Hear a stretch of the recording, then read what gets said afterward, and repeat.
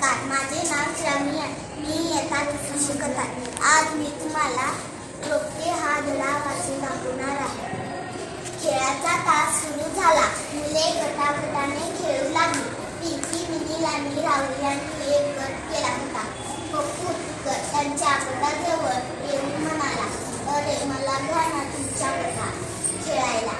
राहुल म्हणाला, काही नको, आमच्या गटात नकोस तू. पिंकी म्हणाली, राज्य आले तर तू घेत नाही, चिपका आहेस नुसता. त्यावर पप्पूने माझ्यावर राज्य आलं तर घेईन असे कबूल केले. मग त्यांनी शिवाशिवीचा खेळ खेळायला आरंभ केला. पहिलेच राज्य मिनीवरती आले. तिने सर्वांच्या मागे धावण्यास सुरुवात केली.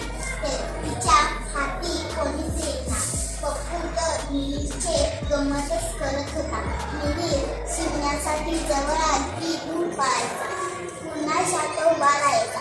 असे बराच वेळ चालू होते. मिनी तिथून गेली. ती त्या दगडावरती जाऊन बसली. पप्पू पुन्हा गमत करण्यासाठी तिच्या जवळ गेला. मिनीने त्याच्यावर झडपच घातली. पप्पू धडपकन खाली पडला. पप्पू होता चिड्या स्वभावाचा. राज्य घेण्यात त्याने नकार दिला. त्याच्या अशा वागण्यामुळे त्याला खेळात कोणी घेत नव्हते. पप्पू खेळात असला की खेळाचा